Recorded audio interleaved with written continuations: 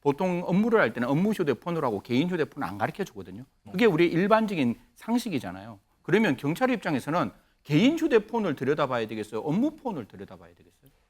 아니 상식적으로 업무폰 들여다봐야 되지 않나요?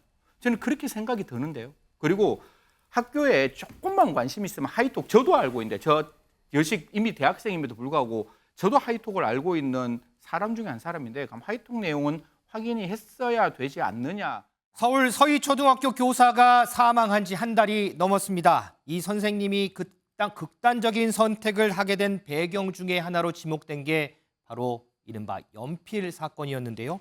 자, 관련해서 새로운 주장이 제기돼서 이 부분 좀 짚어보겠습니다. 임재 변호사, 네. 연필 사건 그리고 새롭게 제기된 주장 어떤 건지 설명을 좀 해주세요. 네, 안타깝게 이제 유명을 달리한 고인이 된 서희초 교사의 반에서 일어난 사건이 연필 사건인데요. 네. 한 학생이 수업 중에 이제 연필로 다른 학생의 가방을 찌르려고 하자 그 가방 주인인 학생이 이를 막으려고 이제 연필을 빼앗다가 본인 이마를 이제 연필로 상처를 낸 그런 사건입니다. 이런 사건이 발생하게 되면서 이 고인이 된 교사는 정말 많은 그 학부모들의 민원에 시달리게 되었는데요. 이제 유조 측 법률 대리인에 따르면 연필 사건 가해자의 학부형이 일단 사건 당일 오후 3시 30분경 선생님에게 2번 정도 전화를 하게 됩니다. 두 차례 전화를 걸어서 억울한 부분이 있다는 점을 좀 어필했던 것 같고요. 그리고 당일 밤 9시경에 또 장문의 문자 메시지를 보내게 됩니다.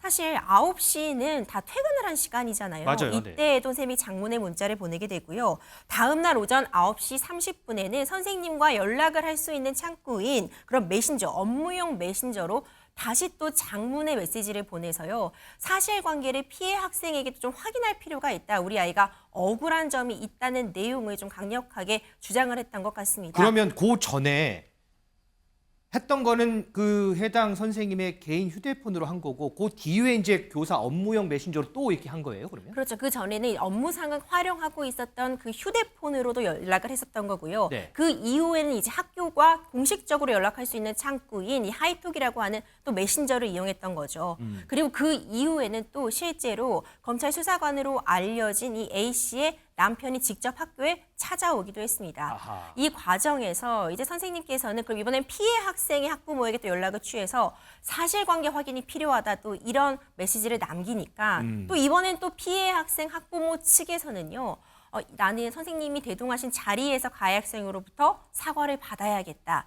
또 이런 또 답변을 드시게 돼요. 이 과정에서 선생님이 굉장히 극도로 정신적으로 스트레스를 받으셨던 것 같고요. 당일날 부모님과 나눈 메신지에서도 굉장히 힘들다 이런 말을 했었고 이후에 사망 당일에는 학부모들에게 하이톡 다시 그 선생님과 공식적으로 연락할 수 있는 창구인 그 메신저를 통해서 그리고 알림장 등을 통해서 나에게 할 얘기가 있을 때는 공식적인 창구를 이용해달라 이런 또 당부를 하시기도 했습니다.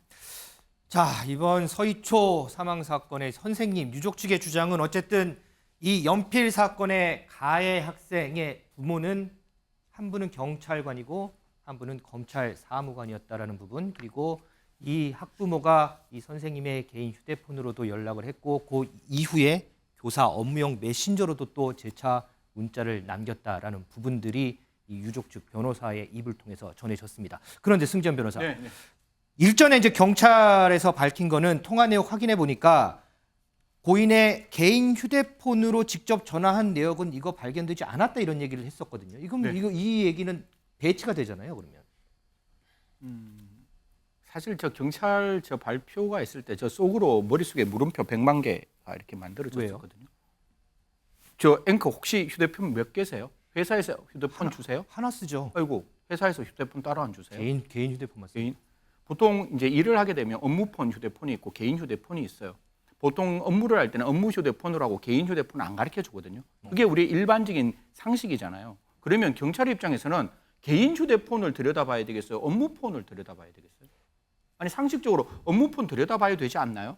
저는 그렇게 생각이 드는데요. 그리고 학교에 조금만 관심 있으면 하이톡 저도 알고 있는데 저 여식 이미 대학생임에도 불구하고 저도 하이톡을 알고 있는 사람 중에 한 사람인데 그럼 하이톡 내용은 확인이 했어야 되지 않느냐라는 점은 분명히 수사에 조금 다소의 미진한 점이 분명히 있다라고 생각하고 저는 모르겠습니다. 아직 유족 측 변호인의 주장이지만 정말로 저 부분이 한쪽은 우리나라의 공공의 치안을 담당하는 경찰이고 또 한쪽은 우리나라의 범죄자를 수사하는 검찰 사무관이었으면 그 부분에 대해서는 오히려 더 엄혹하고 오히려 더 투명하고 오히려 더 정확하게 수사를 했어야 되지 않느냐 그런 부분 말씀드리도록 하겠습니다. 장혜찬 최고위원. 그러면 선생님 입장에서는 이 학부모의 직업이 경찰이라는 부분 이거는 개인적으로 좀 부담이 되는 부분이었을까요? 어떨까요? 만약 유족 측 법률 대리인이 주장하는 것처럼 해당 학부모 측에서 이 돌아가신 분에게 선생님께 본인의 직업에 대해서 넌지시 알리면서 뭔가 하이톡을 발송한 것 이런 내역들이 있다면 이건 압박으로 작용했을 여지도 충분히 있는 것이죠.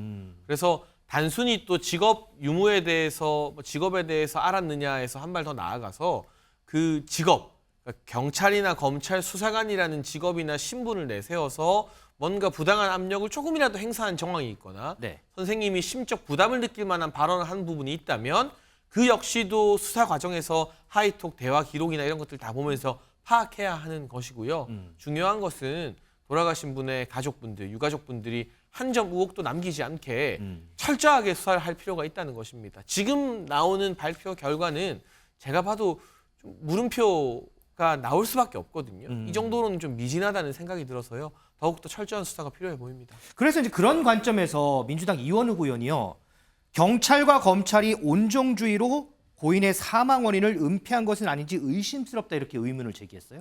그러니까 오히려 이러한 사건에서는 자신의 조직의 일원이기 때문에 더욱더 수사를 더 정밀하게 하고 엄격하게 해야 됨에도 불구하고 기존의 우리의 어떤 수사기관에서는 자신들의 조직원이 일원이 연루가 돼 있으면 오히려 이걸 덮기에 급급했거든요. 오히려 이번에 저는 뭐 해병대 사건도 마찬가지라고 저는 선상에서 보고요. 뭐 공무원이라는 신분이 주는 어찌 보면 그 어떤 범죄에 연루가 된다거나 불이익을 뭐 승진에 있어서 불이익을 받는다든지 아니면 정말 범죄가 된다고 하면 퇴직을 해야 될 수도 있고 파면이 될 수도 있는 문제이기 때문에 저는 좀 그런 부분에 있어서 좀 두려움을 많이 가지고 있는 것은 사실이지만은 그렇다고 해서 가해자가 일 수도 있어요. 아직은 뭐 밝혀진 바는 없습니다만은 그렇죠. 어찌됐든 간에 그 상대방인 선생님이 돌아가셨잖아요. 네. 그렇기 때문에 이러한 부분에 있어서 어떠한 메시지를 보냈는지 그리고 정말 자신의 신분을 밝히거나 은근히 암시를 하면서 어떠한 부당한 요구를 하지는 않았는지 이런 부분에 대해서는 수사가 이루어져야 된다고 봅니다. 임재빈 선수. 근데 이런 주장들 제가 듣다 보니까 저는 그 왕의 DNA 있잖아요. 교육부 사무관. 이 사례가 또 생각이 나요. 네, 우리 아이는 왕의 DNA를 갖고 있으니 다르게 취급해달라. 사실 많은 분들의 공부를 샀었잖아요. 네. 결국 이 교육부 사무관 사과를 했습니다. 그렇죠. 내가 직접적으로 그런데 신분을 드러내거나 나의 직장에 대해서는 밝힌 바가 없었다고 밝혔고요. 다만 진행 과정에서 내가 모르는 실수가 있었다면 진심으로 사과드리고 싶다 이렇게 입장을 밝혔는데요. 여전히 좀 문제점으로 지적될 수 있을 만한 부분이 지금 공직자 내 시스템을 통해서 어떤 메일을 발송한 것이 맞다면은 그렇다면 이 메일 주소를 보면은 지금 이 학부형의 어떤 직위나 어떤 지금 소속을 충분히 유추할 수 있는 부분도 있거든요. 알 수 있죠. 물론 선생님께서 어떤 방식으로 이 학부형의 직업을 확인했는지 아직까지 밝혀진 바가 없지만 이렇게 이런 공동 메일 주소를 사용했다는 것 자체는 여전히 좀 문제점으로 지적할 수 있습니다. 자, 지난달입니다. 이 조희연 서울시 교육감이요. 이 사망한 서희초 교사를 공무상 재해로 인정받을 수 있도록 하겠다 이런 얘기를 했는데 조희연 교육감 목소리 좀 듣고 오겠습니다.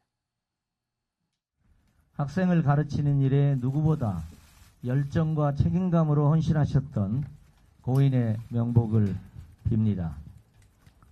짐작조차 할 수 없는 그리움과 슬픔으로 평생을 살아갈 유가족께 진심으로 위로의 말씀을 드립니다. 어떤 위로의 말씀도 드리기 송구하지만 선생님께서 공무상 재해로 인정받아 명예를 회복할 수 있도록 유족과 관련 부처와 긴밀히 논의하겠습니다. 자, 민지숙 기자. 서희초 교사가 사망한 지 한 달. 그동안 교권을 회복해달라는 목소리는 상당히 높았고 오늘 교육부가 여러 가지 방안들을 내놨어요. 네, 구체적인 내용 조금 말씀드리겠습니다. 일단 교사에게 의무가 아닌 일을 강요하거나 반복적으로 부당한 민원을 요구하는 것 자체 교권 침해로 규정이 됩니다. 네. 교권 침해 사실이 확인이 되면요, 서면 사과를 요구받거나 특별 교육을 받아야 할 수도 있습니다. 그리고 이러한 상황을 축소 은폐하려고 한 학교장, 교장 선생님도 징계를 받을 수 있는 방안이 포함이 되어 있습니다. 네. 네, 중대한 교권 침해가 확인이 됐다라고 하면요, 이 학생의 학교생활 기록부에도 기록을 남기게 되어 있는데요. 가장 중요한 부분, 앞으로 교사들은 이 개인 휴대전화를 통한 민원 응대를 하지 않아도 됩니다. 어허. 따로 민원 대응팀이 운영이 되게 되는데요. 네. 민원인이 이 자리에서도 폭언을 계속하면 법적 조치를 경고한 다음에 해당 민원 전화 그대로 끊을 수도 있습니다. 자, 각 학교가 개학을 하면서 지금 이제 2학기가 시작이 됐죠. 교육부가 이번에 내놓은 방안 어떻게 좀 잘 적용이 되는지 아니면 또 다른 문제는 없는지 계속해서 지속적으로 모니터링 해보는 그런 부분도 좀 필요하지 않을까 싶습니다.